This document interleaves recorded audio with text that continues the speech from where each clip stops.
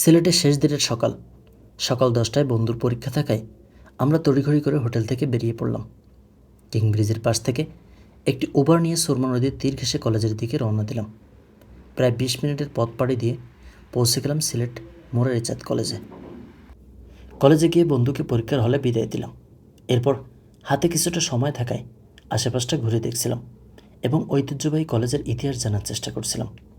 সিলেটের মোরার ইচাঁদ college, ডাকনামে MC college, 1892 সালের 27 June প্রতিষ্ঠিত একটি প্রাচীন ঐতিহ্যবাহী শিক্ষা প্রতিষ্ঠান। রাজা গিরিশচন্দ্র রায় তার মাতামহ মোরারীচাঁদ রায়ের স্মরণে এই কলেজটি প্রতিষ্ঠা করেন। আসাম প্রদেশের প্রথম দ্বিতীয় শ্রেণীর কলেজ হিসেবে যাত্রা শুরু করা এই প্রতিষ্ঠানটি 1912 সালে সরকারি স্বীকৃতি পায় এবং বর্তমানে এটি জাতীয় বিশ্ববিদ্যালয়ের অন্তর্ভুক্ত। যাই হোক, প্রায় 3 ঘন্টা পরীক্ষা শেষে আমরা আবার রওনা দিলাম সিলেটের সুন্দর রাস্তা ধরে। এবারে যাচ্ছে শাহী ঈদগাহ ময়দানের দিকে। বাংলাদেশের প্রাচীন ঐতিহাসিক স্থাপনাগুলোর মধ্যেও 1700 সালের প্রথম দিকে নির্মিত সিলেটের শাহী ঈদগাহ অন্যতম। সিলেটের ঈদের প্রধান জামাত এখানেই অনুষ্ঠিত হয়। ভিতরের জায়গাটা বেশ বড়, পরিপাটি ও দৃষ্টিনন্দন। এছাড়াও এখানে রয়েছে একটি সুউচ্চ মিনার, যা পুরো স্থানটিকে আরও আকর্ষণীয় করে তুলেছে। সিলেট শাহী ঈদগাহ ময়দান ঘুরে আমরা এখন যাচ্ছি হচ্ছে হযরত শাহজালাল রহমতুল্লাহ আলাইহির মাজার। বেশি দূরে না শাহী ঈদগাহ থেকে মাজার, এই জন্য আমরা হেঁটে হেঁটে যাচ্ছি ফুটপাত দিয়ে।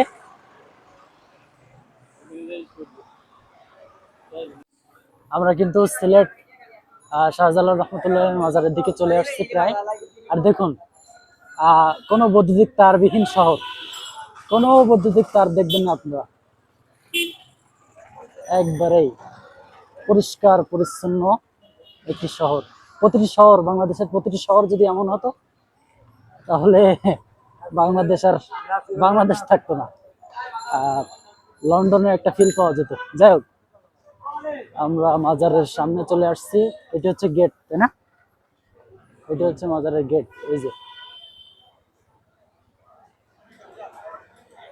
এই যে দরগায়ে হযরত শাহজালাল রহমতুল্লাহ আলাইহি।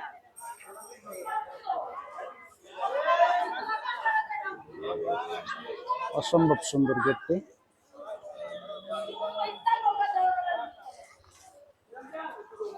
তো আমরা এখন মাজারে প্রবেশ করতেছি। এই যে ভিতরে কিন্তু অনেক পর্যটক, এখানে সবাই আসছে। দেখুন, অনেক মানুষ।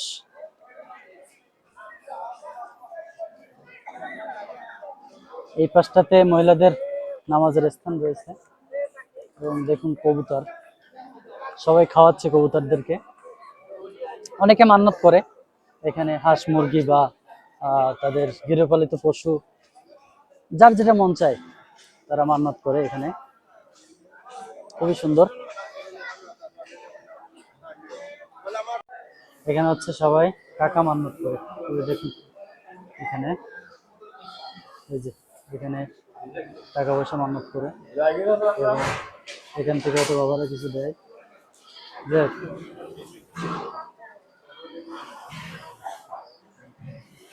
এটি হচ্ছে মাজারের পুকুর। দেখুন, পুকুর পাড়ে সবাই দাঁড়িয়ে আছে, বসে আছে কেউ দুই পাশে।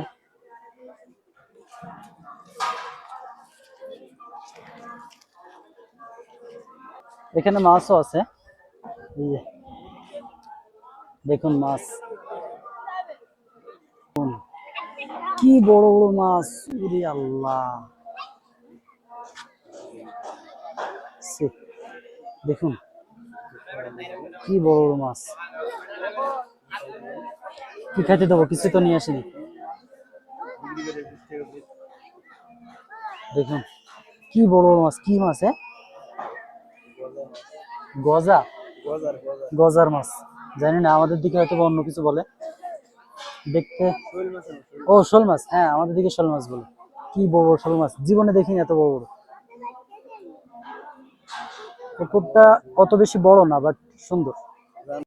তো এখান থেকে, পুকুর থেকে মাছ দেখে নিলাম। এত বড় বড় শোল মাছ, আমাদের দিকে এটাকে শোল মাছ বলে, সিলেটে বলে কি গজার মাছ, গজার মাছ বলে, কিন্তু আমাদের দিকে এটাকে শোল মাছ বলে। এত বড় বড় মাছ আমি আমার জীবনে দেখিনি। এই মাছগুলো কি খাওয়া হয় না? কি কবর মারা মা- মারা গেলে নাকি এই মাছগুলো হচ্ছে মাটি দেওয়া হয়। তো জানি না এটা কোন ধরনের প্রথা। আর এই পাশটাতে হচ্ছে কবরস্থান, এখানে আমরা সিলেট শাহজালাল রহমতুল্লাহ মাজার আছে উপরে, এটাও দেখবো। এবং কিংবদন্তি এক নায়ক, অভিনেতা, যার কথা এখনো মানুষ স্মরণ করে, সালমান শাহ, তার কবরও কিন্তু এখানে আছে। তো আমরা দেখবো, চলুন। তো আমরা এখন যাচ্ছি হচ্ছে মাছ দেখতে, এমন একটি কুয়া যেখানে হচ্ছে আহ এই মাছটা যদি কেউ দেখতে পারে তার কপাল নাকি ভালো, মানে তার ভাগ্য ভালো, মাছটা যদি দেখা যায়। এখানে মাথা এভাবে রেখে দেখতে হবে মাছটা। আমি জানি না, এর আগে আহ, আমার বন্ধু বলল যে এটা এরকম। তো দেখি আসলে দেখা মিলে কিনা। এটা হচ্ছে একটা কূপ। এখানে লেখা আছে যে হজরত শাহজালাল রহমতুল্লাহ আলাইয়ের ব্যবহৃত কূপের পানি। আর নিচে লেখা আছে, নিচে হাউজে মাছ দেখুন। যে মাছটা আমরা ইতিপূর্বে দেখতেছিলাম, বাট আমি দেখতে পাইনি। তো আমার মনে হয় আমার ভাগ্য খারাপ। যাই হোক, এগুলো কখনোই বিশ্বাস করিনি। তো আমরা এখন মাজার ওই কূপটা থেকে বেরিয়ে চলে যাচ্ছি। আমার বন্ধু যে নিচে দাঁড়িয়ে আছে, হ্যাঁ, ও অনেকবার দেখছে, ওর বাড়িতে সিলেটে, এই জন্য অনেকবার দেখছে, এই জন্য ও আর উপরে উঠেনি। এই উপরে হচ্ছে হজরত শাহজালাল রহমতুল্লাহ মাজার। হ্যাঁ, এই পাশটা দিয়ে। তো হয়তো ভিডিও করতে দিবে না, যদি আমি পারি তাহলে করব, নইলে করব না। এখানে হয়তো অনুমতি নেই ভিডিও করার। তো যতটুকু পারি আমি করতেছি। এরপরে আমরা যে মেন কবরস্থান ওখানে যাব, তারপর দেখব।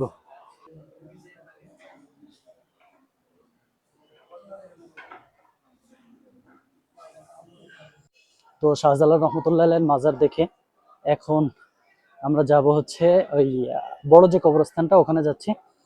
ওখানে নায়ক সালমান শাহর মাজারটা দেখব। ওখানে মানে রহমতুল্লাহ আলাইহির মাজারে ওখানে ভিডিও অ্যালাউ নেই, যার জন্য আমি দেখাতে পারিনি।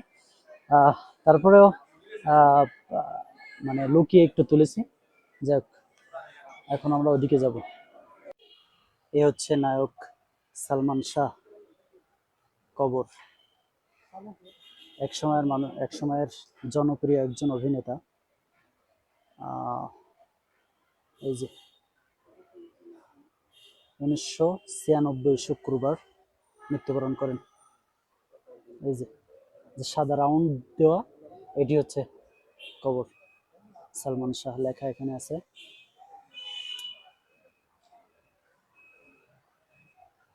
প্রায় 28 বছর হয়ে গেছে মারা গেছে।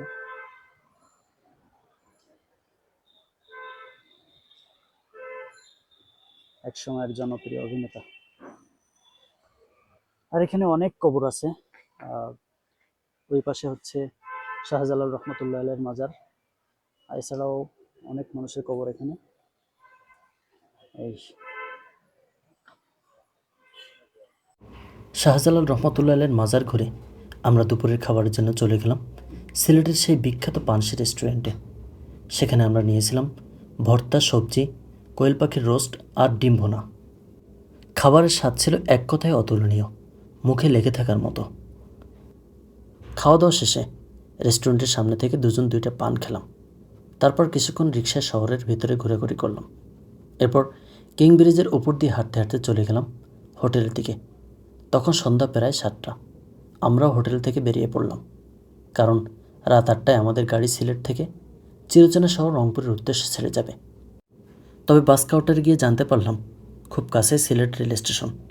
তাই সুযোগটা হাতছাড়া না করে স্টেশনটাও ঘুরে দেখলাম।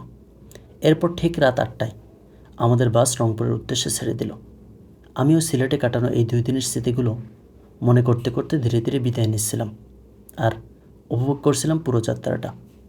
কেমন ছিল আমাদের সিলেট ভ্রমণ গল্প?